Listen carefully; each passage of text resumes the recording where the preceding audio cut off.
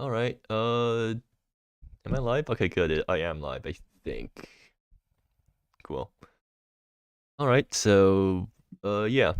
So welcome to this month's MSEM GP Decklist stream. We haven't had these things for quite a while because nobody was around every time I was planning to do one. So yeah. So that's good. Anyways, you two can introduce yourselves. Hello, I'm Aongener. I play MSEM. Good. And I'm Skagra. I also play MSEM. Yeah, I think that we all play MSEM here because why else would we be here? I mean, are there people in the server who don't play MSEM? Wait, no, I just asked. Yeah, there are actually. Okay, anyways, since so much things has changed, I don't think we're going to do any updates since last time. I don't even remember what happened since last time either. Like, I haven't been paying that much attention to MSEM recently. When was the last Decklist stream anyway? I don't remember. It has to be at least a few months ago. Let me see. Kind of curious. It's like it was GPS, What was which is a while back. That was like 4 or 5 months back. Yeah. August.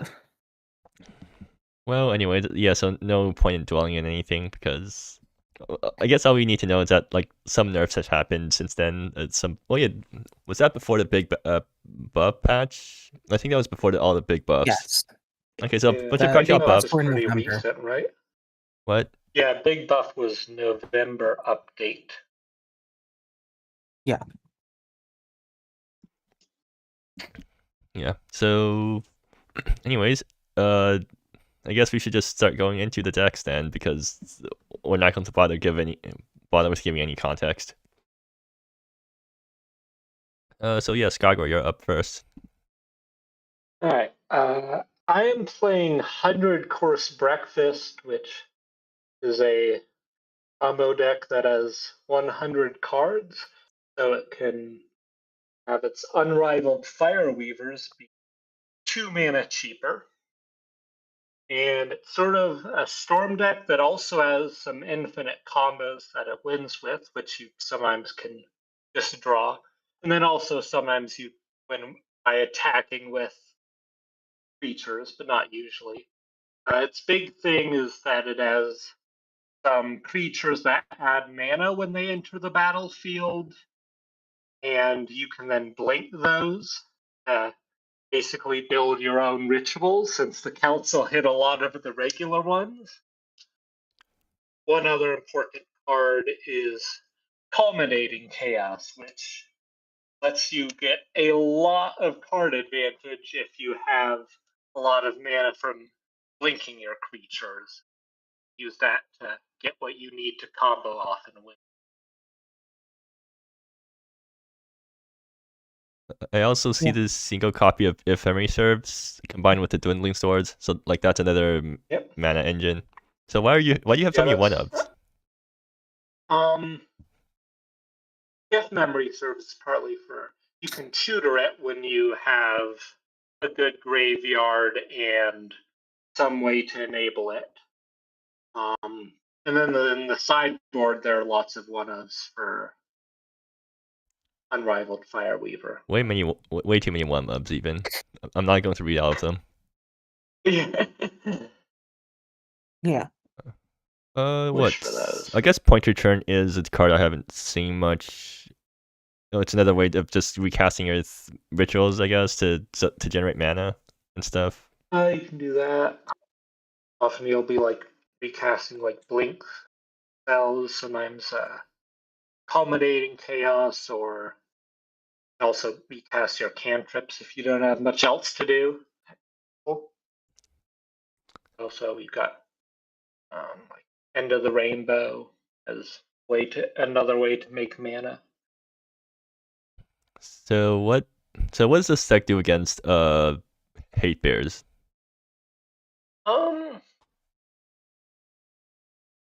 you can try to push through the hate and just make enough mana. Often not too much you can do that. One thing is your dwindling stores and end of the rainbow can be good at giving you the resources you need to push through that sort of thing. If it's a tax-based hate bear. And you've also got a culminating chaos can be a board wipe. yeah, I guess that's need how it to you. be. That's your only removal on the deck, right? In the main deck, Unrivaled Fireweaver can also get some. Right. Yeah. So do you sideboard at all with this deck? Very rarely. I think the only thing I've done is at some point against I think it was like an artifact that turned off Unrivaled Fireweaver. I brought in an artifact removal spell I could tutor for. For the most part, you never sideboard anything. Right. Yep. All right. Yeah. Thanks for describing your deck, Skagra. Yeah, 5 chili peppers because I mean it's a Skagra combo deck. There's really not much Yeah. to say here. I like this deck. It's been around for a while now, right? Yeah, it's been around for a while. It seems to always beat me whenever I play against it, but I haven't, like, as far as I know, it hasn't really gotten that many results in GPs, which seems surprising. Yeah, not really. Although for a while I wasn't playing many GPs, but in League I don't think I ever really got big results with it either. Yeah, it's been around and I've been playing with it for some time. It originally started out back when Underroad was still legal, and Yeah. it leaned more into the augmented stuff. Evolved since then. I think the reason it doesn't do as well as it should is probably because of consistency issues. Yeah. Also, like, even when you're doing well, it's still mainly a turn 4 combo deck that can only occasionally win turn 3. Not like unusually powerful when it is consistent. What's even your kill condition? The main one is the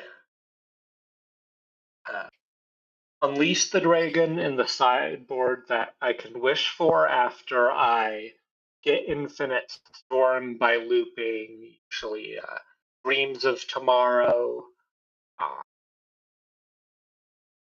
with Vithian Arcanist, and one of my ways to get the Dreams of Tomorrow back to my hand with a creature ETB.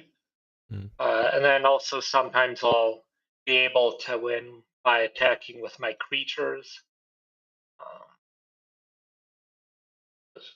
Things. All right.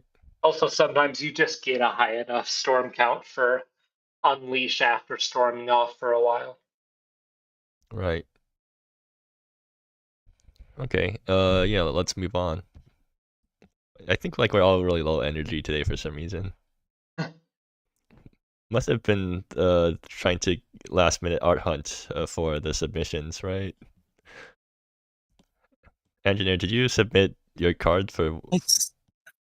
I submitted like multiple days ago, so yeah, I just came off an art hunt, so yeah. Actually, wait, is that deadline going to happen right in the middle of the Decklist stream? What's the deadline anyways? Depends on how long it lasts. It's at 9. 9. Okay, it's probably fine. Let's get through this in an hour, I guess. Let's not take 2 hours to get through this. Okay. So yeah, Neon. Neon. Neon is on mono red black, which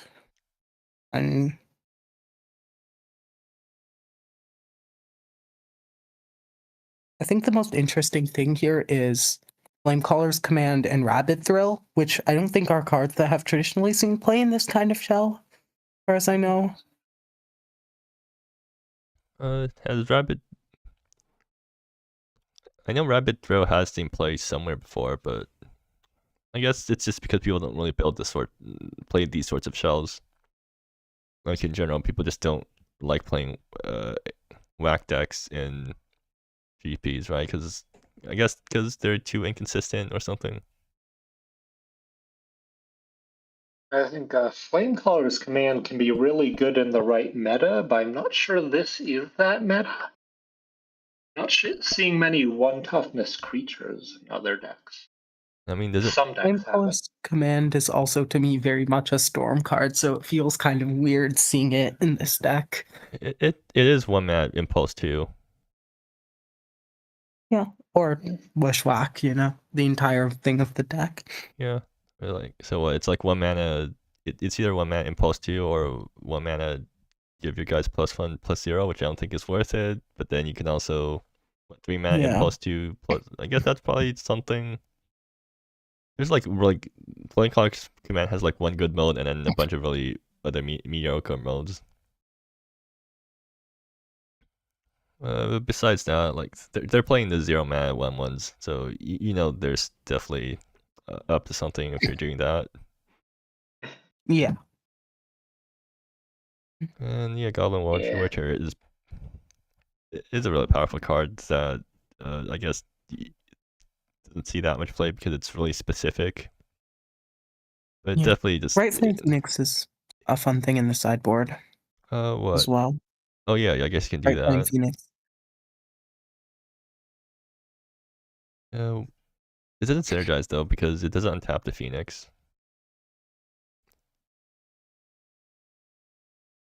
Right? Or does it? Yeah, I'm not sure. Okay, what does Pyromantic Duel even do here? Is it just like anti-life gain? I don't think you really. Yeah. Oh wait, if opponent will be, if a source you control deal. Oh, it gives +1 to all your damage. Like that seems pretty powerful. Yeah, I think it's the good anti-life gain card that we have for this kind of aggro deck, because Is Scorching Condemnation not good? what's that card again? Yeah, Scorching Condemnation.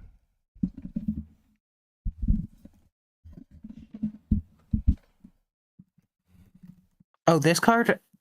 Oh yeah, this card's good as well. I guess we just haven't seen much. I haven't really been paying much attention to Burn recently, so you know. But I suppose that the Pyromantic Duel is better because it also buffs our creatures. So Yeah. all right, I'll give it 5 chili peppers because I haven't seen it before. Even though like I'm not that interested in these sorts of decks. I'll give it a 3. I think I'll Also, go should we be 3 as well. ranking these? Oh yeah, I guess we probably should, even though we know absolutely nothing about the meta right now. Skygar, what would you rank your own deck out of 10? I don't know, what's like the medium power level? 7. Didn't Yeah, we probably that decide good. it was? What did we decide it was? There was like a whole I think I debate. probably won around half the matches I've played with it. Put a 7 and move on if you don't know what to put.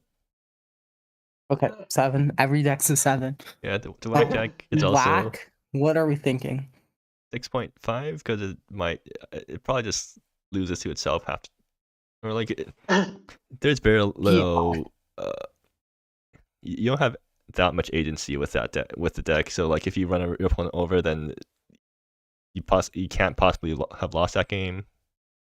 If you don't get the right hand and don't run your opponent over, then you basically just lose. Yeah. It's also very vulnerable to like hate of just I bring in a wipe and now you can't play. Do you die? No, you don't even die to wipes. That your guys have haste. That's true. Well, no, if you have so what? Like if you have a wipe, then they can't play out their guys beforehand. But so by wipe, are you talking about? Wipe. Are you talking about like the 1 damage wipes? I'm just talking about like wipes in general, just kind of being devastating on like a CA level of like I have like 5 for 1. Do you? Yeah, but if it's 4 mana, your opponent's dead before then. What if it's 3 mana though? I think 3 mana is Yeah, about I'm thinking about, about 2 the to point 3 where mana you wipes. can, where you hope that it works out for you. Yeah. Fair. Okay, so I guess let's move on if that's all we want to say about the deck. Yeah. Okay, Sure. so Requiem is on In Search of Peace, which is so In Search There's of 4 Peace. people on the deck. Yeah, right. In Search of Peace is a card from Revolution. Or I mean, it's a card from Blood Like Rivers, which was originally in Revolution. So we have seen In Search of Peace see play in a constructed format before in Revolution, and like that card has always been like really powerful, Nick, but in like a really weird way where you kind of have to build with it, even though you don't have to, right? Nick Swan with it in Rev Eternal, I believe. Yeah. Yeah, but that's because they had an infinite somewhere.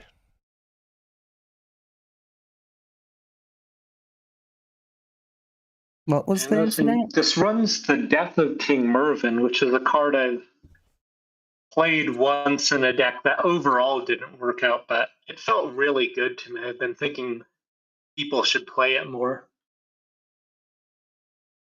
I think this is just kind of the logic module slot of in this deck, right? Of just like, I will not be taking damage. Wait, this card Also looks acts as busto. a- Yeah, Death of King Marvin looks busto. There's like no, there's no cast stipulation, so you can just repeatedly blink it to gain invincibility. Yeah, I see what. Oh yeah, you can blink it in this deck. Yeah. That's even better. Yeah, but the thing is, you do have to wait a turn though. But like, No, you just you'll blink. be invincible on your previous turn. Don't you just like blink this on the end step? So then, like if you blink it on your opponent's turn, it enters gets a chapter, and then on your turn, you get to chapter 2. That's true. And then you can just have infinite invincibility. So as long as you can keep blinking on your opponent's turn. 9 instants. It's better than Logic Module because it also pops and it also prevents all damage instead of just tapping creatures, I think, in this slot, for at least in this deck specifically. So anyways, In Search of Peace, whenever you cast a spell, you slow flicker something. And then MSEM has Curse of Doubt now, so you know so it has its own version of Omen of Deception to blink with In Search of Peace. Wait, that doesn't actually work out because it comes back on end. Wait, what are you using? What are you using to blink Curse of Doubt? You can blink it with Thrasios' Endeavor. Okay. Or just casting. Wait, never mind. That doesn't work. Yes, you're right. Yeah, I know, right? Or on repeat. What? Excel Target. You can blink Curtain. You can blink it with, like, I guess if they cast a spell in response to. No, that doesn't even work. Yeah, it's Curse of Doubt seems a bit mid in the build that's not Nyx's, because Nyx has more ways to blink it. Yeah, so anyways, beyond that, what? So blink, removal, thing that wants to be blinked. This thing actually does flood the board pretty quickly if you can get it going. Yeah. Thing that technically wants to be blinked but doesn't actually work well with half the blink enablers. The thing that wants to be blinked, and then what's the sealed inspiration for? Well, it's just like you blink it, draw. I guess you play it, draw a card, choose something to spend mana on, and then cast that, and then In Search of Peace, blink it, and then you draw another card and choose another thing in your hand. Oh, that's my understanding of the call. I mean, so it's like 2 mana. It's a 2 mana rock that draws a card. No, it's more like a treasure because you can only use it once before you have to. Restock it. I mean, the thing is, if you're naming something in your hand, you're kind of revealing it. This does not have a lot of 1-drops to chain that with, though. I don't think you mind. I mean, you can just use the mana on 2 drops. Like you're still gaining mana back that way. And it's running Denage Rising, which like when I saw that's running battle, I thought it was running the black battle that discarded. I can never remember what. That's Denage Rising. Denage Rising is apparently not the other Denage battle that discards. What? No, Denage Rising is the Thoughtseize. The other Denage battle is the return one, right? No, wait, the Notch Rising is wait, excuse. Oh, I didn't realize Notch Rising got extra or got another art. Yeah, okay, the Notch Rising is There's other Notch battles, and none of them were the ones I was thinking of. So okay. So, anyways, yes, we got an ETB Thoughtseize that doesn't require casting, so like you can blink this thing if you can upkeep it, which you can do with on repeat, right? Like if you can just keep hitting lands in your hand, you can just use on repeat plus the Notch Rising to draw step block your opponent, which is always great fun. Yeah. You can also Nice. in Search of Peace to make it so that they lose a card every turn, but that's not a draw step block. Yeah. So how does this? Okay, so you win with this deck by draw step blocking your opponent and then beating them down with 1/1s.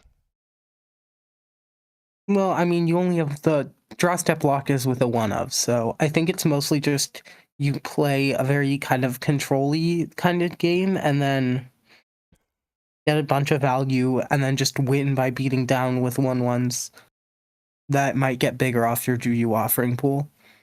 And you also just might not end up taking damage if you got King Mervin out. Yeah, definitely seems like a very frustrating deck to face. Well, okay, sideboard wise, Gravelet Meditation. Oh, great. So we also have an Ovum Slaughter in the format now. Wait, Gravelet is both players. I mean, okay, so it's still a blinkable removal thing, and then just more. Hey, I love how it's running like both Seal Tomb and Trauma Spike. This deck is annoying for me. Like just to really dumpster on the combo decks, because I guess the combo, because like if you can get this deck going, you basically lock down any fair deck. So then you just dedicate all your sideboard space to unfair decks that don't care about you just putting a lock on the board. There's like 10 sideboard cards that work against my deck, so that's great. Yeah. And okay. Well, anyways, I guess I have to give it 5 Chili Peppers because it is new and it does seem interesting, but I'm pretty sure we're going to get very tired of this deck really quickly. I don't want to give this a 5. I think, okay, I'm going to give this one a 2, and I'll explain why when we look at Nyx's deck. Okay, Skygar, are you giving Chili Peppers to stuff? I'll probably go with... I'm trying to decide between 3 and 4. I think I'll go with 4. Okay, so I see we have grading here. 7.5 maybe. 7.5 or 8. Is this deck good? Like, has it actually been played? I think it's 7.5. Like, has someone actually played it in a real game before? Not sure. We'll find out, I guess. We'll see. I think 7.5 is best.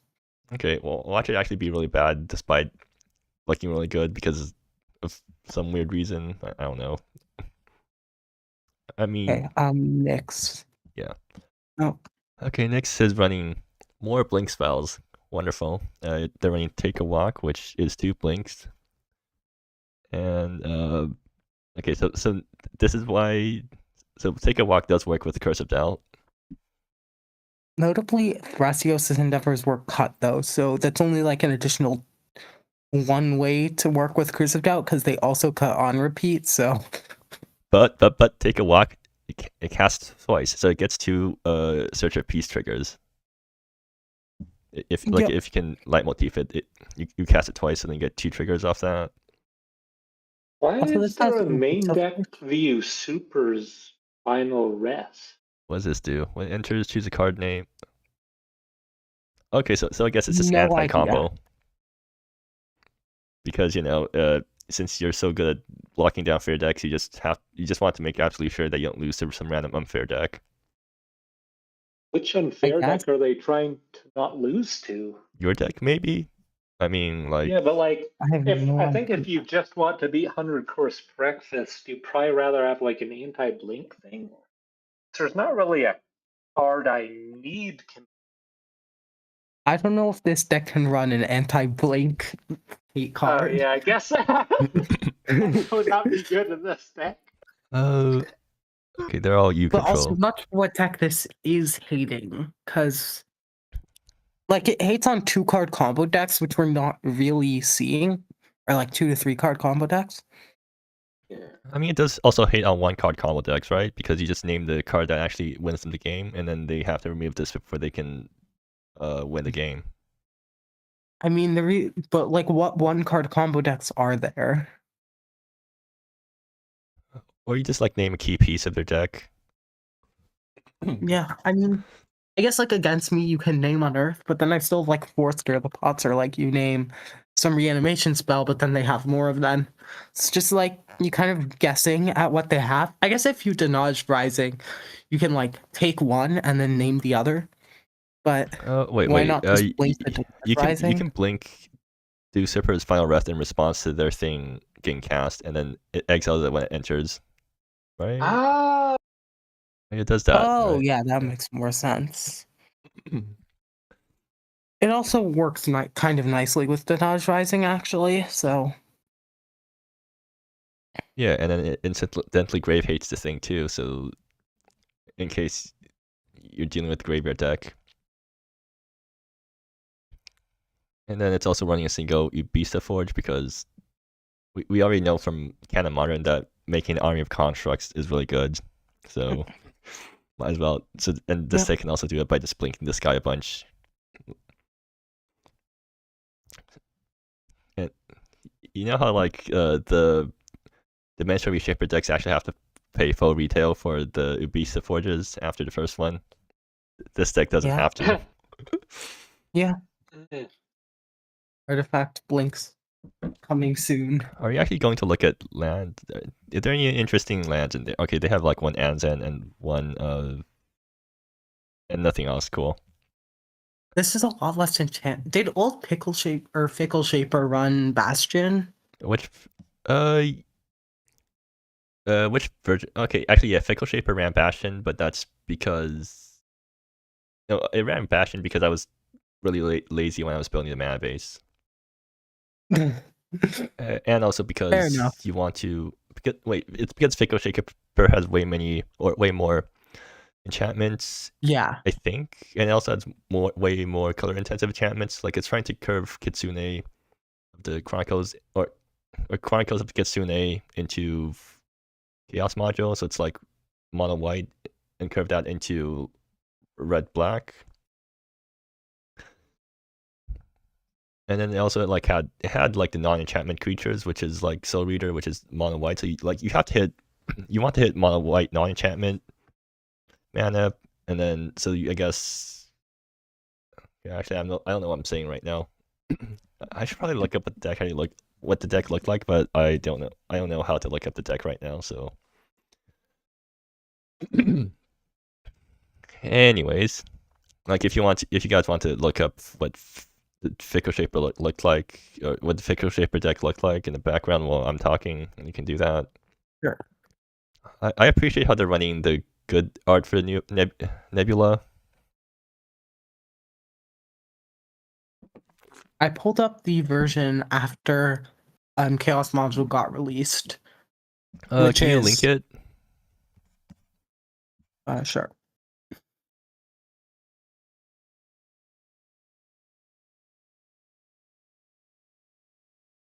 Oh, it's my build. Okay, I don't think this is actually the optimal build because the version with Soul Reader ended up being the optimal build. Soul Reader wasn't released yet in this is this version, so is this like the really old version? Okay, yeah, I see. Yeah, it was okay, let me pull up the version that has Soul Reader and Beyond the Veil. Wait, this has Beyond the Veil but not Soul Reader. I think it's the version. So it should be the version that Splash Cat is on.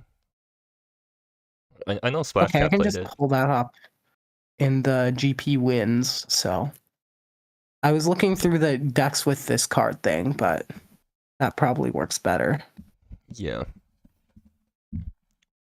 Okay, let me grab a link to this. So this did run Bastion in Marketplace. Yeah, and this is the GP winning deck. So yeah, Bastion Marketplace. So that it makes your mana really good for one. Was there? Oh yeah, it's running these coal. Wait, they only ran 2 coal lines. Huh. I swear I ran more coal lines, but that's maybe just because my version ran way more. Or did it? Yeah. Why were you on rail lines? You bounce your own lands for Unbound Expanse. Oh. Yeah, that makes sense. Yeah, so like that means if you're on the play, you can go turn to Unbound Expanse and get the trigger off of it. Or I mean, if you're on the draw, you can turn to railline your land and then Unbound Expanse and get the trigger off of it. But yeah, so I guess it had Fire Shaper and Soul Reader as only non-enchantment cards. So then it's just free to just play Bastion plus the other things, and you get basically perfect mana for very little cost. I think there's like some enchantment synergies too, with Bastion being an enchantment, but I don't really remember. Like there's probably some synergy there. Anyways, like we're going way off topic. So why were we looking it up again? Oh, you were asking why this? Mana base. Yeah, this only run 16 enchantments, so nowhere near the same amount. Okay, I'm gonna give this deck 4 chili peppers, not a link, because Nyx is the person who originally brewed it, and everyone else basically just copied them. So is this like 7.55 because it's slightly stronger? You think? Sure, we can go with that.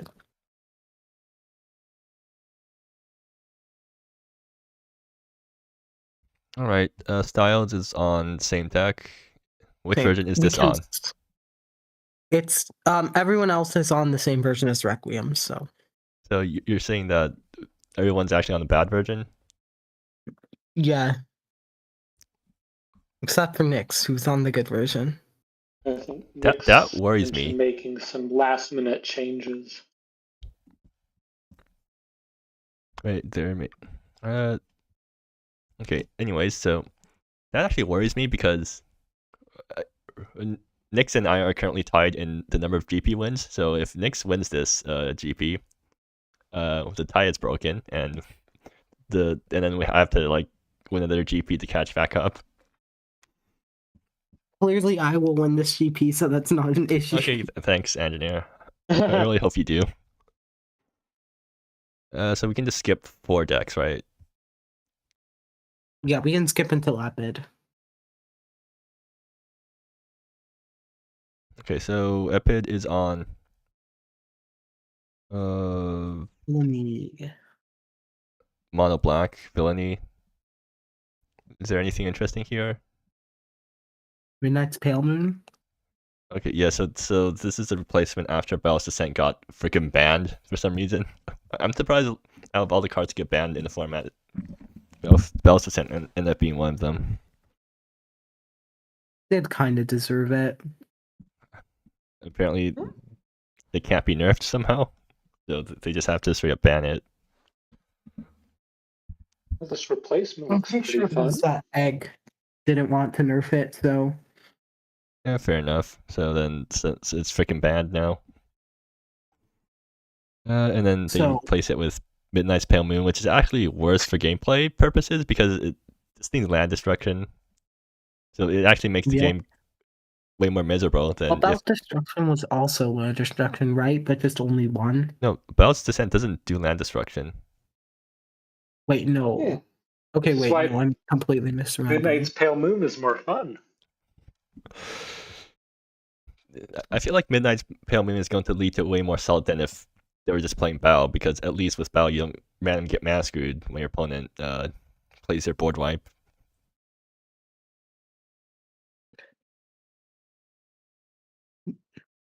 Yeah, and this doesn't mill, but it does also make you lose life and sack lands, so. Yeah. Well, actually, no, it makes both players sack 2 creatures. Bell's Descent only makes each player sack 1, so. Yeah. This thing actually. Yeah, this thing's way more But miserable lose than me Bell's on the Ascent. Yogg Will. Yeah. Uh, I mean, you could argue that the Yogg Will was pretty miserable on Bell's yes, but at least side, that ended the game really quickly. So like the entire when Bell's Ascent actually comes down, or when it comes down, you don't lose as much, and then the game becomes about trying to prevent this thing from flipping instead of, and then once it flips, the game's over anyway, so you don't really care at that point. With Midnight's Pale Moon, if your opponent plays it while you're stuck on lands, you just get stone range twice, and then now you're mana screwed, which is way more salt-inducing. Anyways, anything else? No, not really. There's just business in the sideboard seems interesting. Yeah, I think this. It's just. It's for Legends? No, I don't think this card's even good against Legend because they have Legend to sack. I mean, I think it's probably fine against Legend, but like if you want it for Legends, you've usually got a low toughness creature. You could just put another regular removal spell in. I think it's in a deck because it's randomly really good against certain decks.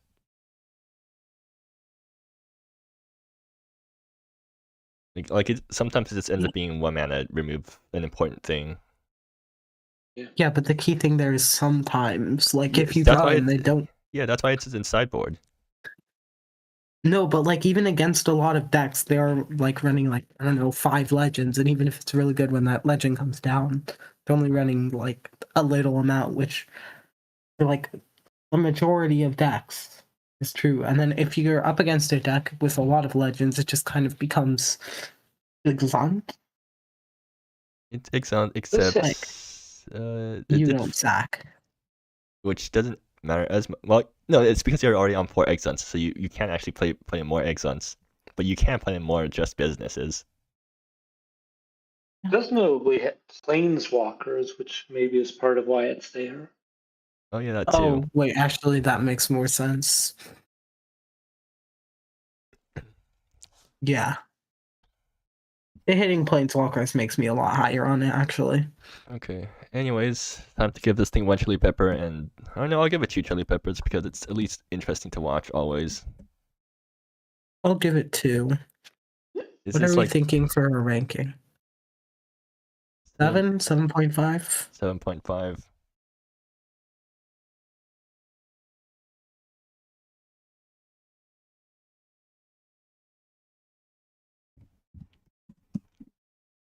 Okay, moving on. Right.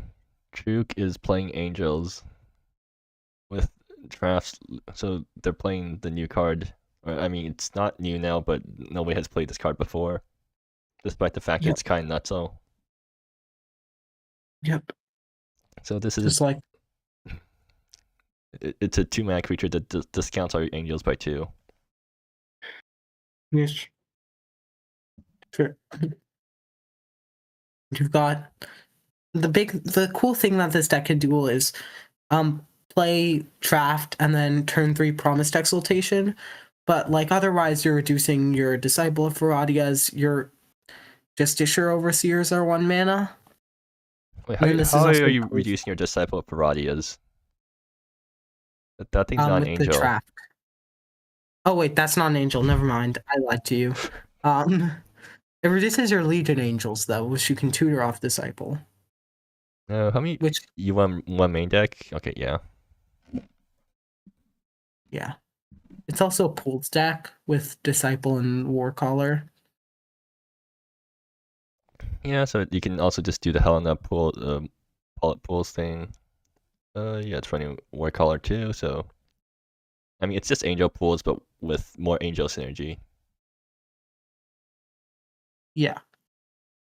It's also running main deck Heraldries, which is interesting, but makes sense, I guess.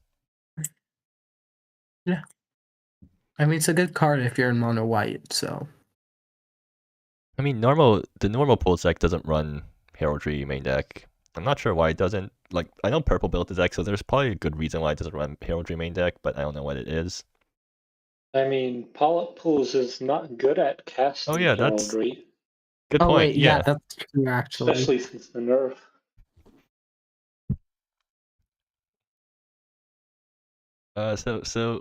Yeah, like if you're counting power pools as part of your mana base, then you're not going to cast Heraldry until you get to 4 lands usually, which is still fine, but Yeah. Okay. significantly worse.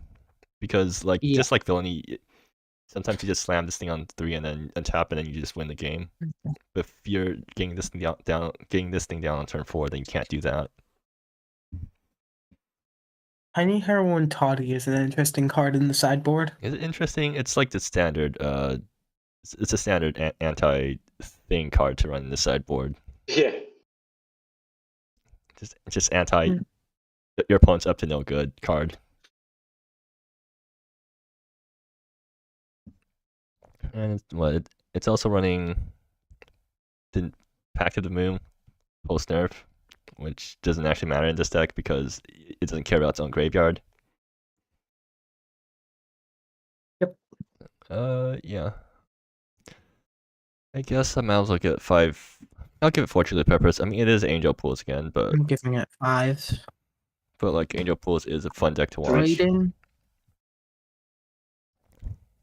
And then it's probably a 7 because it's unproven. But like, I mean, Angel Pools is a pretty good deck, but I'm not sure if this does make the additions does make it more explosive, but I'm not sure if it actually makes the deck better in general.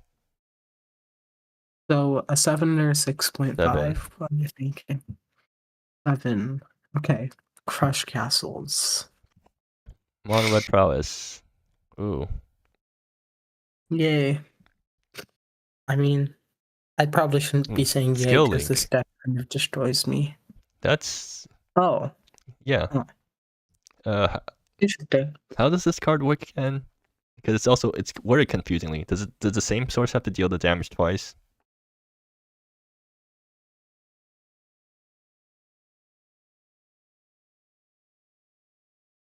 I don't think so. Are you sure? I'm not sure. Because like if it doesn't have to be the same source, then does that mean you can just throw 2 bolts at your opponent and then that draws you a card?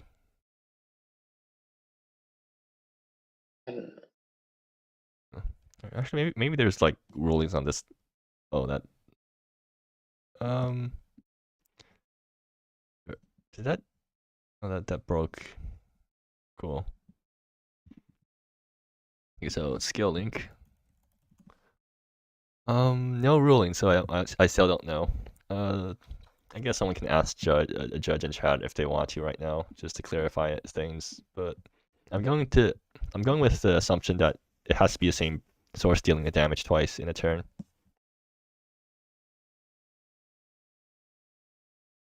Link. Whenever an opponent is dealt, this looks to me like it's the second time the opponent is dealt damage in general. But I'm obviously not a judge, so whenever an opponent is dealt damage by one or more sources you control for the second time each turn. I mean, if that interpretation is correct, then why aren't more decks running this card? Well, yeah, that's the thing, because if that interpretation is correct, that this card looks busto, so like I'm not sure. Crush is saying it can be 2 different sources.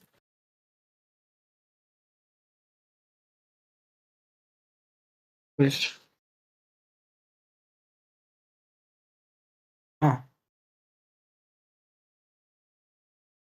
This has probably been asked before on the server. Let me see.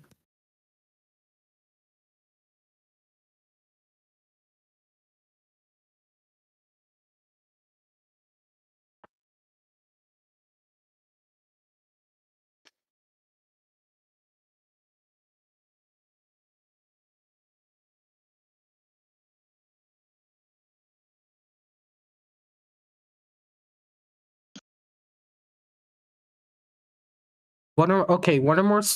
Cajun has found an old one, but like a burn spell. So, like all attackers are considered one source, but if you have double striking, that's 2 sources, and a burn spell and attacking is 2 sources. So it doesn't need to be the like same exact thing. Just all attackers is considered one source.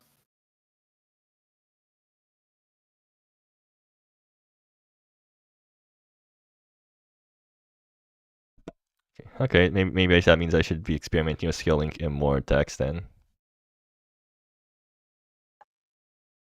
Yeah. So anyways, other than that, so we got Pagan Archer, we got Enraptured Countess, we got on like.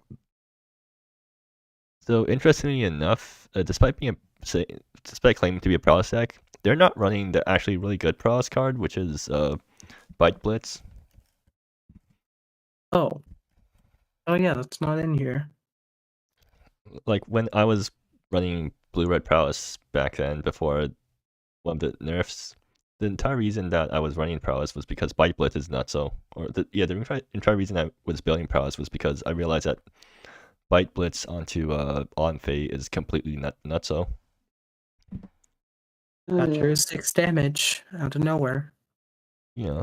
Yeah, I remember that being scary.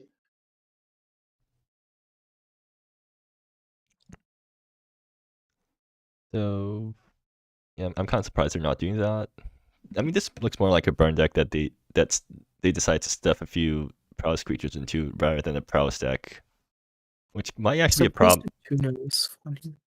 And Priest of Tunu lets you. I don't think that card's good either. Like the problem with prowess decks isn't that.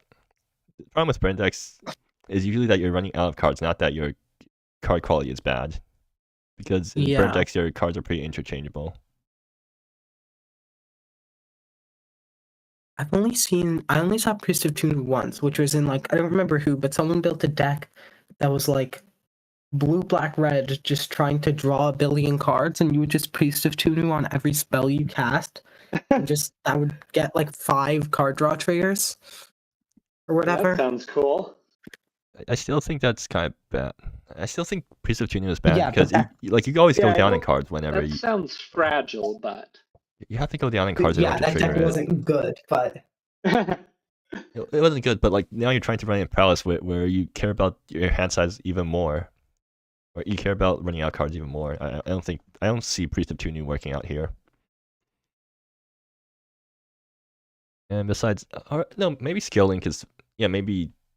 With Skill Link, you actually have enough draw to not be in a horrible spot. I don't know. Yeah. Basically, what I'm saying here is that their Prowess deck does not look anything like the Prowess decks that I remember being really good. Back before the nerfs happened. And in the sideboard, they're also running Beat and Batter, which is interesting because I think this card's just not good in general. Ever since it got nerfed, because previously it prevented life gain for a turn, but now it just does extra damage if your opponent gains life this turn. And it's like 1 mana deal 4, which I don't think that's worth. It's like 1 mana deal 4, but you have to time it somehow, or you have a limited time to use it. So I don't think that card's good.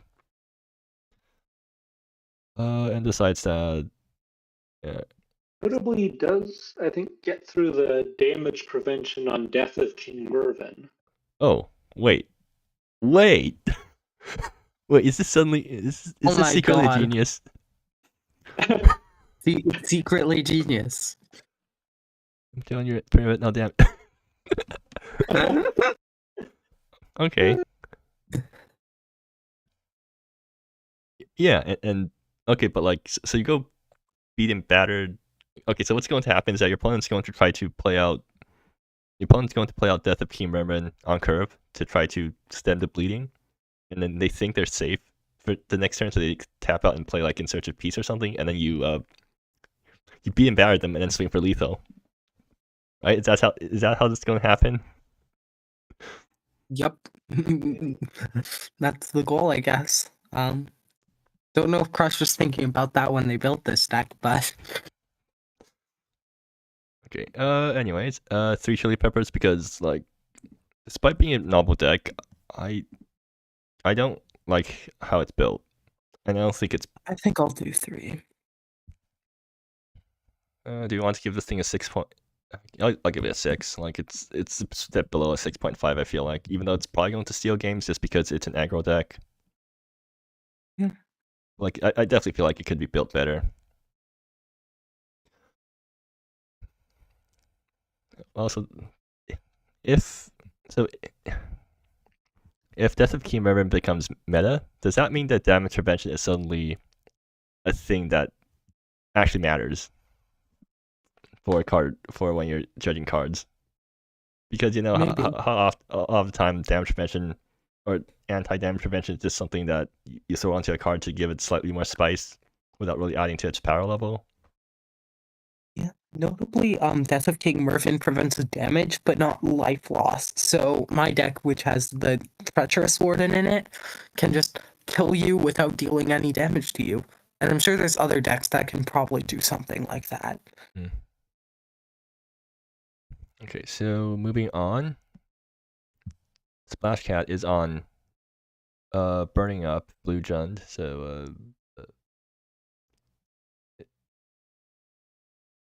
so it's 4 colors, right? Is it 4 colors or 5 colors? Blue, black, red, green, but it probably runs white for Burning Up. Yeah. I guess you can spend white on Pith Wilt, but don't think there's any like white cards in the deck. There is a white source. Is there for Burning Up? Yeah. So this deck can curve out with Jara Champion into removal spell into your really good 3-drop, and eventually you get into Kaioro, and then Kaioro starts doing stuff. Yeah, like it's a really solid mid-range deck. You have all your removal. You have all your removal. You have your card draw. You have your mid-rangey creatures. Like you also have your finishers with Burning Up, dealing 5 damage a piece. I don't think you can really complain too much about this deck. And sideboard is just a bunch of good general mid-range things, and then one copy of Trauma. Wait, yeah, it's running 4 Imperial Siege in the board. Let's go. Yeah. And you can recur Imperial Siege with Valerie early, so you know you can just. And Gerald. Oh yeah, you can. Yeah. And Kaioro. Kaioro comes down way too late for it to matter, but yes, you can 3. Yeah. Actually, you can curve Imperial Siege into Gerald Imperial Siege and just blow your opponent back into the Stone Age. Yeah. On turn 3. That's fun. Yeah. You need to play Big Red Ponza again. I love just getting the random Ponza card that no one's heard of, and then just avoiding flexing someone on turn 4. That being Scarlet Rays. Splash Cat has typed stuff in voice chat text. Oh, okay.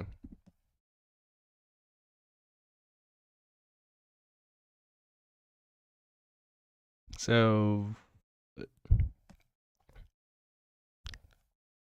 originally built. I remember. It's like the River Fishers, but it's the River Fishers deck. Okay, yeah, I can see it. So Splash Cat's running like the Meringue River. I forgot what that card was called, but they were running a Manic River Fishers deck in League, which did stuff. Also, Manic River Fishers has a really bad ergonomics on cockpit, so I guess that's probably why Splash Cat stopped playing it. That's probably the main reason they stopped playing it. Kaioro kind of does something similar with the free casting 3 drops from the graveyard.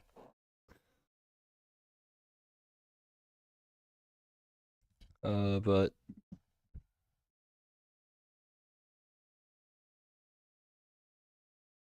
yeah.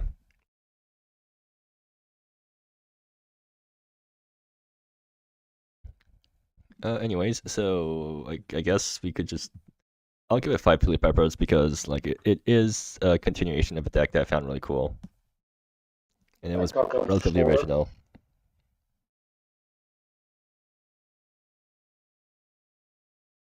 I think we should give the deck.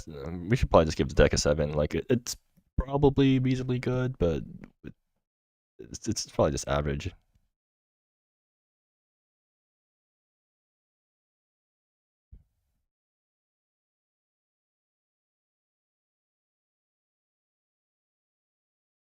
Okay, the Splash Cat said, stop using River Fishers like 70% because it hit a spell that wasn't useful too often. but ergonomics was also a good 30%. So yeah. Don't you love trying to randomly select a card from either graveyard on Cockatrice? Mm-hmm. Like if we make enough cards that have this sort of effect and make them powerful enough to like see common play, then there could be a reason to implement it into Cockatrice. I'm just saying it, just putting it out there. If you want, if you want me to implement this support for this sort of randomly picking from multiple zones thing into Cockatrice, no wait, that would require server side change, so probably not then. Because like picking stuff randomly is decided server side. Yeah, because otherwise you could modify your client, Yeah. which.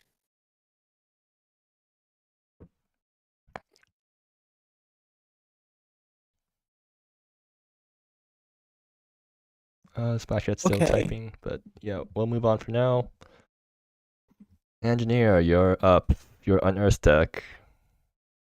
What does it do? So this is basically the same deck. I forget what the change I made was. Oh yeah, this is the exact same deck as last GP, except I got one Relive Reality for one Stir the Bot. I mean, it's Unearth. Sedna and Treacherous Warden probably shouldn't exist. These cards are just kind of nuts with the rest of the Unearth tools. So what the ideal plan is if you have a Sedna, if you have Sedna, you can unearth Sedna, and then it will mill 3, draw a card. And then if you have a Fleshless Assailant, that will come back at your end step, mill another 2, draw a card. If you have a Breaker of Secrets, you can do that, and then mill 3, draw a card, and then make each player mill 3.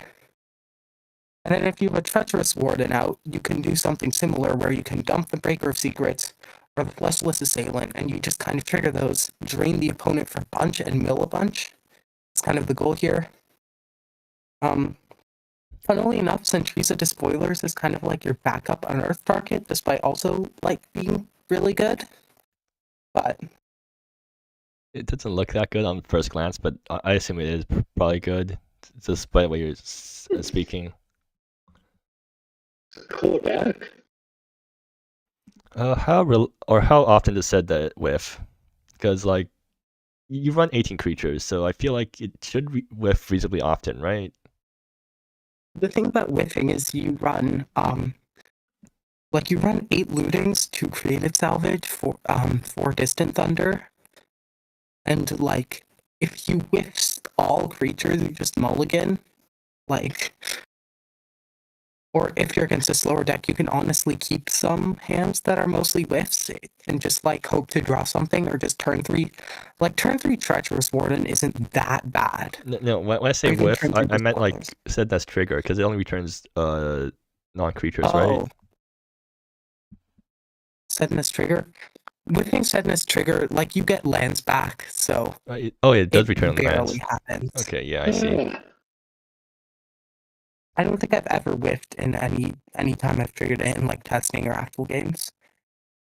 And I see you have the sideboard plan of going to the Murktide plan of just jamming stuff that gets reduced.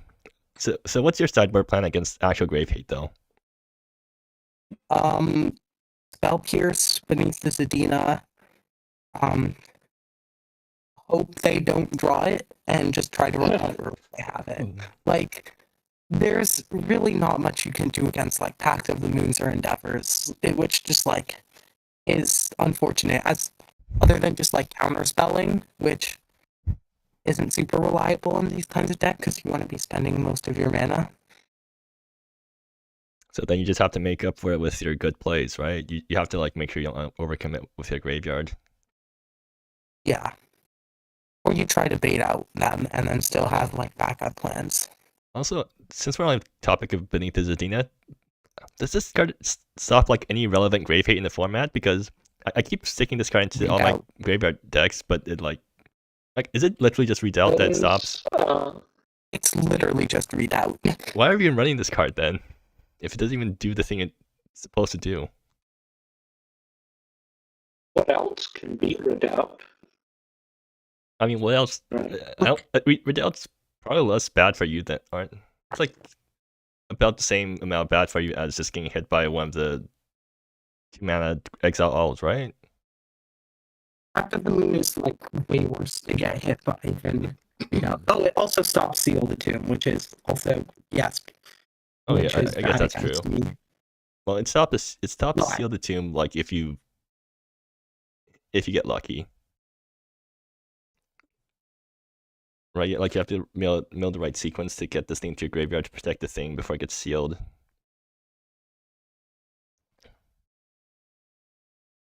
Although, I guess like Seal the Tomb isn't that great against your deck because you have enough redundancy, right? Or does it? I mean, I guess you seal the flesh assailants and they stop coming back, but you still have a lot of other stuff remaining after that.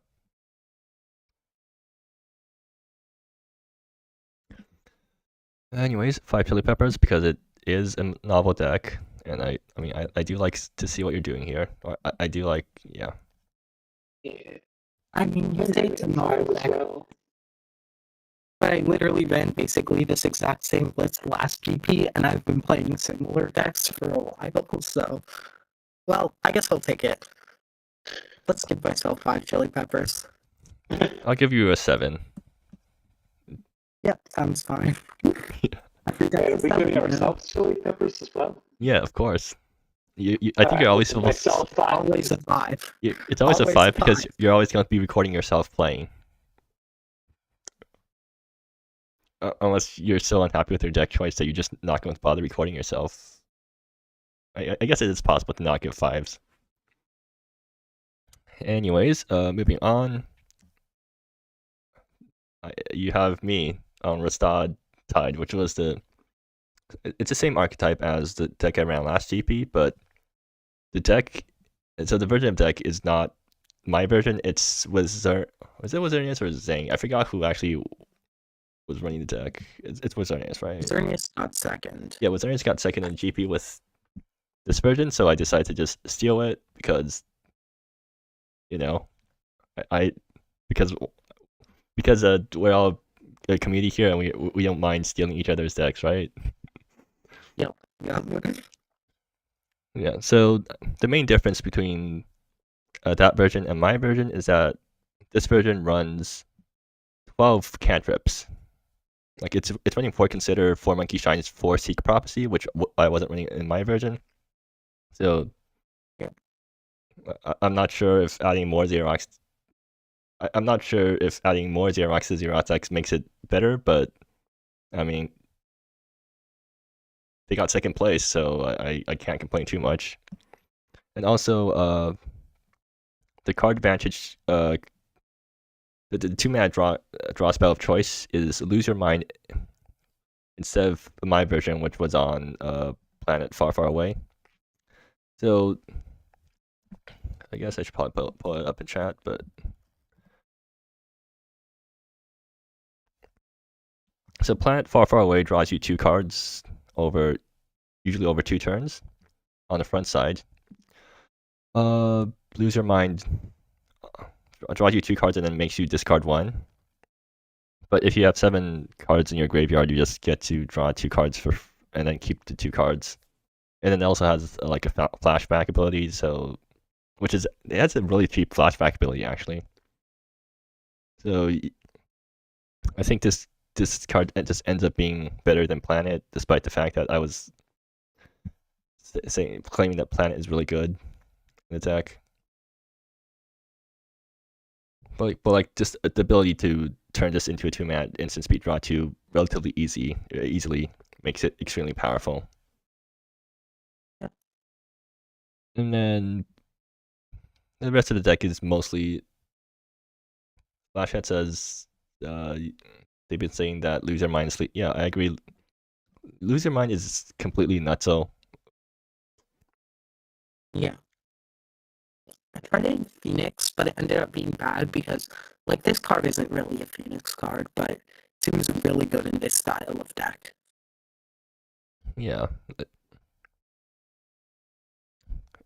And that's also, like, I also remember how I mentioned how Phoenix doesn't feel like a Xerox deck I think that's like another reason why, because like Phoenix wants to go down on wants to aggressively use their looting spells that go card advantage negative to get a really big advantage early. Meanwhile, my sort of deck just wants to play card advantage neutral cantrips, and then use the extra card advantage on removal spells and stuff to interact with the opponent. Positive. And then you play these 2-mana card positive draw spells to catch you back up after you're done trading 1-for-1 with your opponent's stuff. Doing that long is like, this card surprised me at how insane it was. Like, just being able to draw like 4 cards in 2 turns with this is just so good. It does require a decent amount of sequencing to make it work properly, but I mean, it definitely does reward you very nicely if you can get it to work. Yeah. And funnily enough, I think my version of the deck was actually better suited for because Planet Far Far Away lets you trigger, like, you can play your 3-drop Planeswalker and trigger Leitmotif, and then that immediately gets you to 2 spells cast. Yeah. But then Planet's just worse, or Planet doesn't seem as good as Lose Your Mind, so that change got made, but like I'm pretty sure this Planeswalker is still really nutso. And oh yeah, and also Antithesis Accomplice got nerfed. It no longer discards the cards, it now just puts the cards at the bottom of your library. But I'm still running 2 copies of it. Like, I'm not cutting Antithesis Accomplice because I still think it's pretty good for what this deck wants to do, which is like on turn 1 you can flash it out and then you can easily loot every turn with it. And you still want looting even if it doesn't go into your graveyard, because like it lets you loot away lands, or it lets you loot into lands. Just like having more card flow is just good in general, and the body is decent enough for what the deck wants to do. And then of course the main attraction of the deck, Rastad, which every turn lets you discount an instant or sorcery by red or blue, which lets you free cast all your cantrips on the turn it comes down, or lets you free cast a cantrip every turn. And then Dirat, which you get a bunch of instants or sorceries in the yard, and then it costs 2 mana, and it comes down and takes over the game. Yeah, I think it's a really fun deck to play. Looks like it.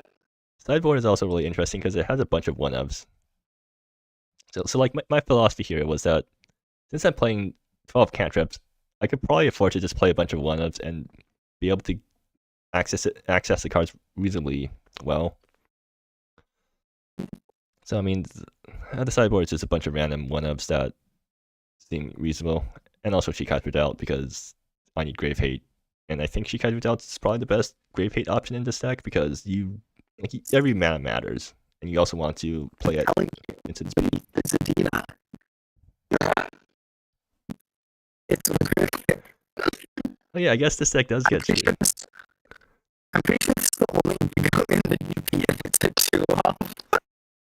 But I have 12 cantrips, so I can reasonably opt to access the readout. So it's like, yeah. More people play it. It's always my favorite graveyard hate. I guess nowadays there are all those total style ones that are good. Yeah. Nowadays you have main deckable max grave hate at 2 mana instant speed, which is sad for me. And it never always existed, but like half of the moon, it's sad for me. Well, no, Endeavor did not always exist. Yeah. Before that, people were playing Memento Mori as their which reminds I started playing after Endeavor.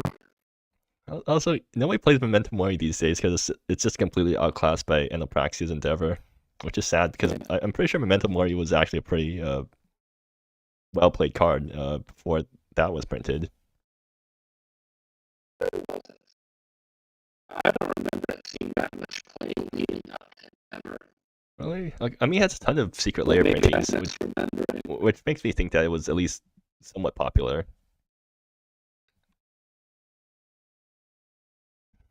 Anyways, I'll give myself 5 chili peppers. I like the deck. I like how it plays. I'm probably not the best person playing it, but You know what? I'll be nice. You can have 5. thank you. And that gives us a 7. It might be a 7.5. Really?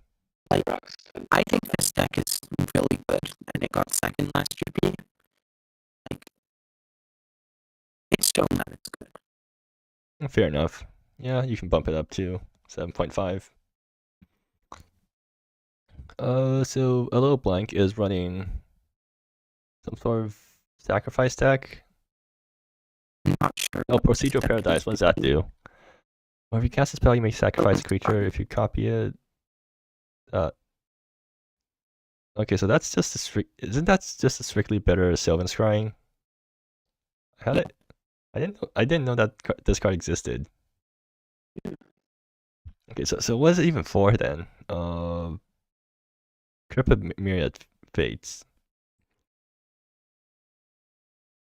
Oh, is there like some sort of combo that I'm not aware of?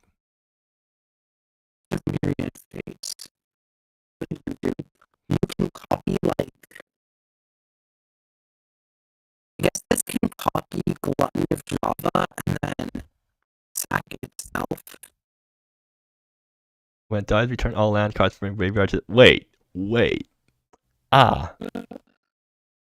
Look at that. Huh. That's cool. Okay, so that is a format. It costs 4 mana to do though, right? Because you have to pay 3 to copy it, and then you have to tap the thing. You can draw a card. You know. That doesn't matter. It's turn 4 instead of turn 3, which matters a lot more than drawing a card. Yeah. That's fine. You just ramped a bunch, or maybe that's not fine because you spent like your entire deck ramping a bunch with no. Okay, so what's the payoff after ramping a bunch? No idea. Our patron champion. I see. So you're. Wait, what?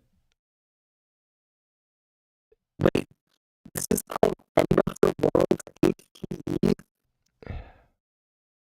What's happening in this deck? Hidden garden entrance. Yeah, okay. That's what you meant by that. Yeah, and it gets End of the World, it looks like. Which, Destroy all non-enchantment permanents if there are more than. I mean, it is uninteractable. Like, it goes through Marva, or whatever that saga's called. Yeah, it goes through Death of King Mervin.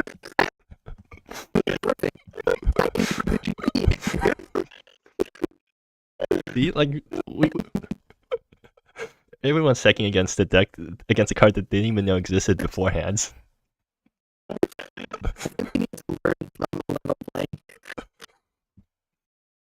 Wait, this doesn't even hit enchant itself, so Death of King Mervin stays out. Probably winning the game, so. It's technically no enchantment. So it doesn't even like use that really good for stacks like the Scarecrow and Glutton of Java. Is the Scarecrow even good? Okay, so what? You turn 1 this thing, you sack it, and then it mills 3, gets you a land. I guess that's fine. I think mostly play it for foreshadowing, and you can stack it after foreshadowing it. Right. Okay, so cleanup rule means you can curve into Glutton of Java on 3 and then sack it immediately. And that gets your. So that's like build your own untouched wilds. Yeah. Which, like, I've played Untouched Wilds before, and it's a relatively good card, but I don't. It's not the sort of card where you would like go out of your way to set up a 2-card combo for, especially one that you can't. I think this card would serve this deck would probably be better if it was John Jones running like Spark New Life as more of a Gloom edition. It's both a mana sink and kind of a splendid back. No, it returns all your things tapped though. Or the Glutton of Java returns it tapped. So you I mean, yeah, sure. I guess you return on your land, and then next turn you spark your life and blow up your opponent or something. But that. It's kind of a little knife. You probably want to just kill them. The end of the world you need probably at least 20 anyways. Because you need it for 30 things. Why is it even in blue? Is it just Flora Expert? What does it even do? Okay, well, are you ever I keep forgetting that Votary is blue because I never activate the second ability. Are your player mail's X card? Well, X card gets chip states actually, so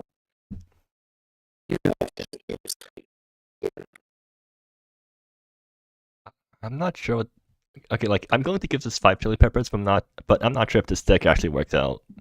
Yeah, there's no way this deck is anything lower than a 5, but also I don't know what it's doing. Well, I know what it's doing in the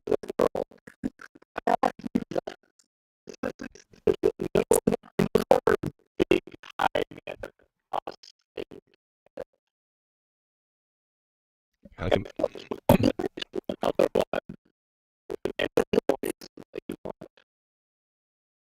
Another one. You can probably just play the rage team in card anyways, because if you're having 20 lands on the field, you probably have enough mana to do that. Okay.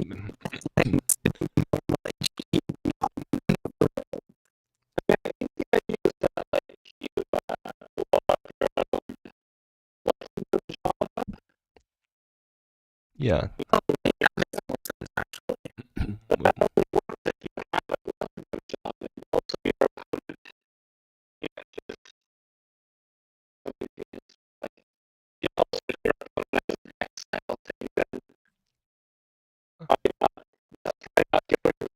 I mean, yeah, you lose super hard to Grave Hate, but that's for every graveyard deck.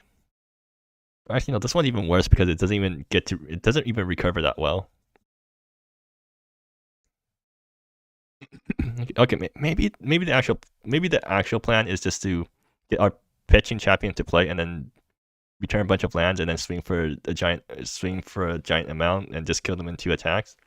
And then the end of the world combo is actually just supposed to distract your opponent from realizing the actual win con.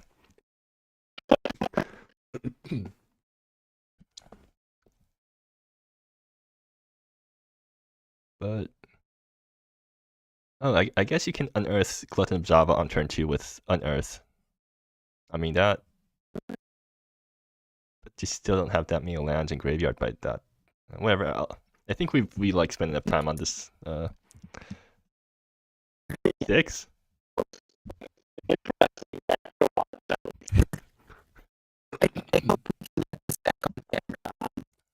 Yeah.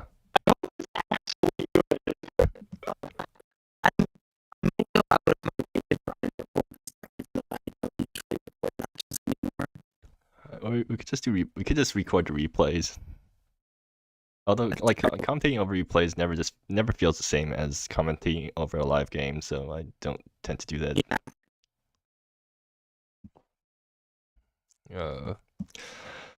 All right. Last person in queue, Hersey Kersey is on Dark Canada, which is Mardu midrange, featuring card set. Some of the cards are from Hersey.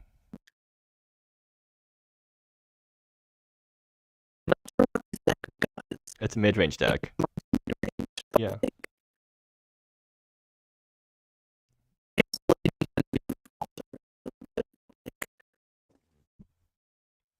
So you play early creatures early. You play removal spells against your opponent's things. You play your late creatures late. You flash back your Fight for Succession and Flames Approach, and then your opponent you eventually win, I guess. Like the backside of Fight for Succession is a win con on its own. Backside of Flames Approach wins the game in pretty short order if they can't answer it.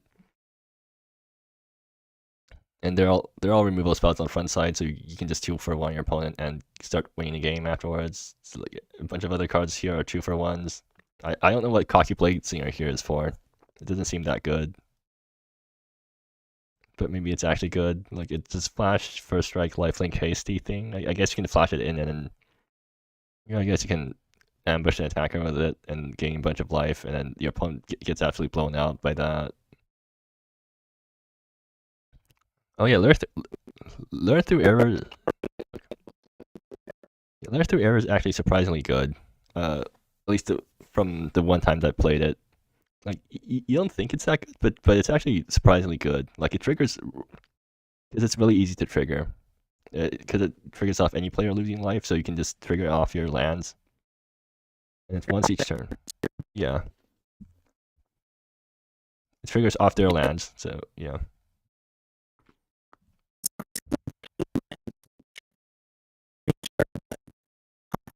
Yeah, it gets you extra triggers.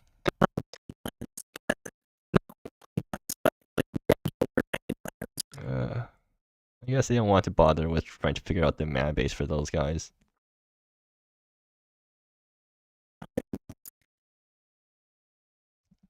And then sideboard wise, it's just more. Oh, Graw is the Night Shaper. What does that do? Okay, so it's another mid range. It's a mid range mode card. Cheap mode, expensive mode thing. Win the game, or do stuff early, win the game late. That kind of card.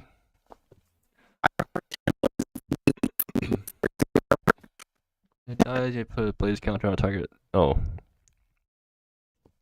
Yeah, I guess. But like, learning through error is already pretty trivial to trigger anyway, so... Wait, what's this thing even for then? I guess it's a lot of extra burn. Yeah, like, if you can stick this thing onto your land and the game goes on, this is like 6 damage on its own. I could see it.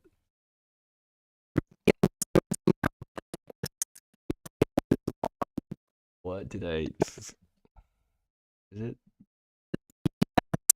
Ah, I forgot to change it.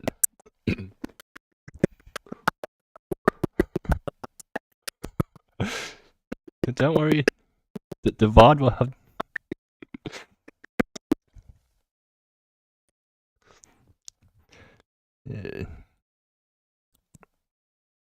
Also, I like how Zhang or Herzi is on Senyi Monolith, because I think Herzi is the only person who actually plays this card, because it's fun Herzi set. What?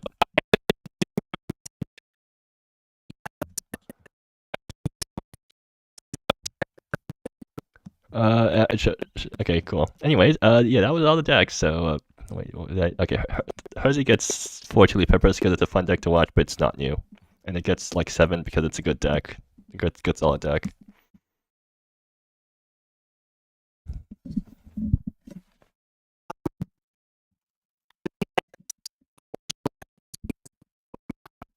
Yeah. All right, so we got less than 16 players. That's like not even enough for how many rounds are we doing?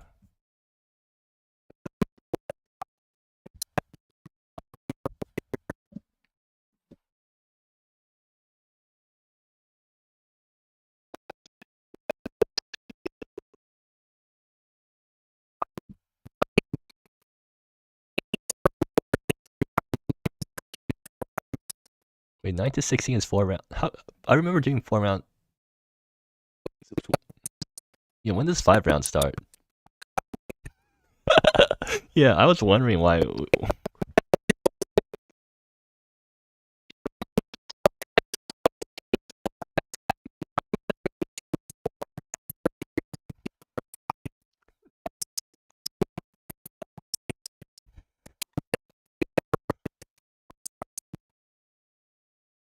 I love how like the entire range from 9 to 30 something is the same number of rounds, because and that just means that basically every single MSEM GP is 4 rounds.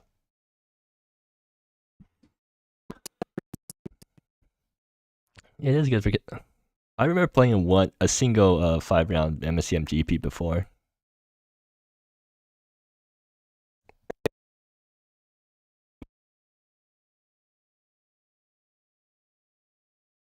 Wait, did I? Oh yeah, right, that one. Wait, was that a 5-round GP then? I'm pretty sure that was also 4. Wait, I swear it was a 4-round GP. I guess I just wasn't paying attention. Or maybe I got by somewhere and didn't notice.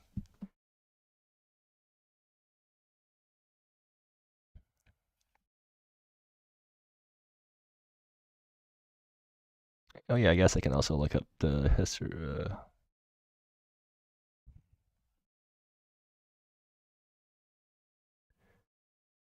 Here is now.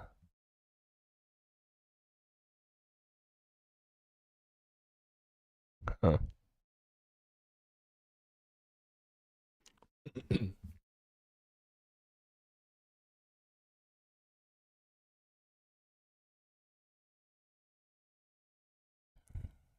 Right. So anyways, yeah, I think we've been talking for long enough, so I'll just end the stream here. Thanks for coming, guys, and yeah.